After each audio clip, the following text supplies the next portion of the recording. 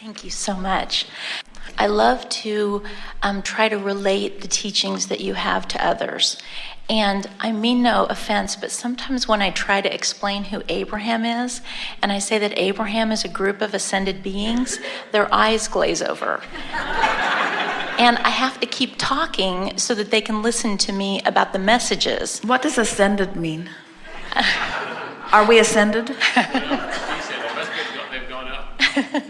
We're not sure where you got that terminology. We've don't never know. said it, and it's You've never been said written that? about us anywhere. You must have Really? made that up. I might. Do you think? Honest? That's not how you describe yourself? I wonder where I did get that. Well, we could start, if it's all right with that man who doesn't like the word want. That's interesting.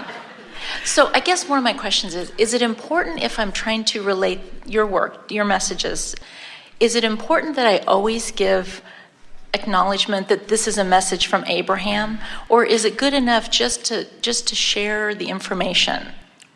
It isn't important that those that you're wanting to reconnect with their broader perspective understand anything about law of attraction even, or about the stream, or about the non-physical, or about the label of the one who is expressing it in a way that you hear it.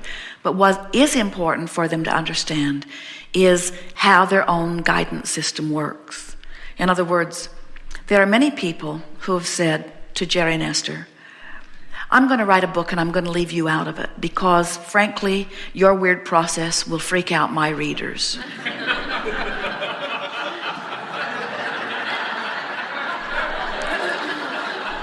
Well, they're not quite that blunt. And they don't use the word ascended, but they all mean about the same thing.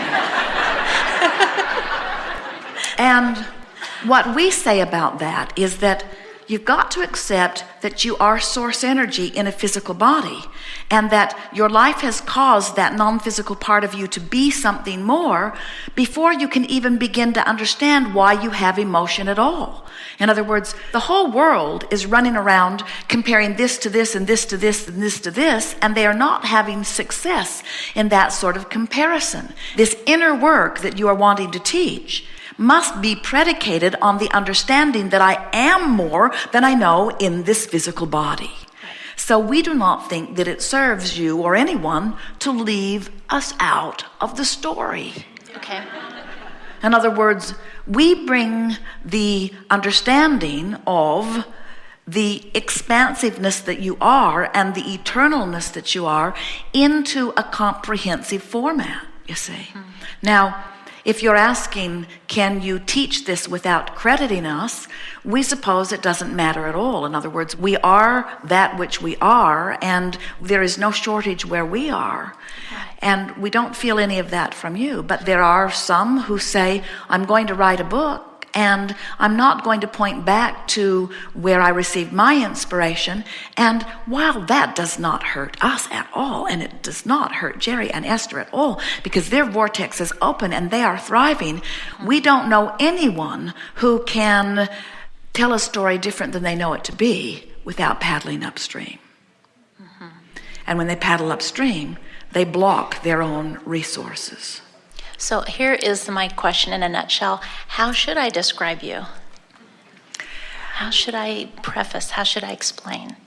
So as you're talking to another person, you say to them, I've come to know that we are, you and I, we are more than we usually think that we are. And I now know that I was something before I was in this physical body. A lot of people call it soul or source or God. And I get that, say to them. And now I understand that that part of me made the decision to come here, and I'm so glad, because the variety causes me to continue to identify who I am and what I want. And I believe that every time I come to an awareness just through the living of life, that broader part of me that lived before I came here, that still remains non-physically focused, that broader part of me embraces fully the new ideas that life has caused me to live and stands there in the fullness of that, calling me toward it. And I think that that's what inspiration is. Inspiration is the feeling of me letting me continue to be that which I have become. Say to them, I used to think that God was all finished and perfect, and that I was sent here on trial to be tested, and that I was to jump through the hoops, and if I got it right, then I'd get to return to God. And now I understand that I am that source energy. I'm the furthest most extension of that source energy, and that my life causes that which I have always called God to expand. And so when I live something that causes that expansion of what I like to call God, some like to call it that, some don't. What I like to call God, you'll say, and I don't let myself keep up to speed with it, I feel crummy. And they might say, what do you mean? And you might say, well, for example, when I see someone who's not doing well in life, I automatically wish for them to do better. And I believe that the source part of me sees them doing better and holds that thought powerfully. And so I've seen someone who I wish to be doing better, and source says, we agree, we will see that person doing better too. So now source is somewhere holding the vibration of this improved life for this person.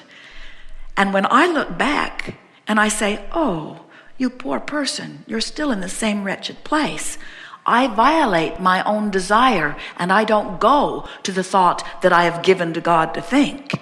And I feel despair. I feel sadness. I feel sorry. And that's my guidance saying, I haven't kept up with my own promise on behalf of that person. But when I see them and I wish it to be better for them, and source becomes that for them, and I look at them and I know it's getting better, so I feel proud or hopeful. Now I'm more in alignment with the promise that I have set into motion. That's perfect. I understand now, you say to them, that we are all extensions of source. And to the degree that we allow connection with it, we feel wonderful and subsequently thrive. And to the degree that we don't, we don't. So the question that we have for you is, in a world that is rampant with books and conversations about a variety of versions of God, why is Abraham such a dilemma? I don't know. You may not believe this, but people will dig up stuff that's been buried for thousands of years that was written about people they don't understand, in times they can't possibly relate to, about subjects that aren't even part of their current culture or understanding, and they will try to live their life by that stuff. And what makes it even funnier is the stuff's been rewritten so many times to suit the whims of whoever it was that was in charge at the time, and you have a hard time explaining to someone Abraham? It's crazy, I know. I understand that. Thank you very much.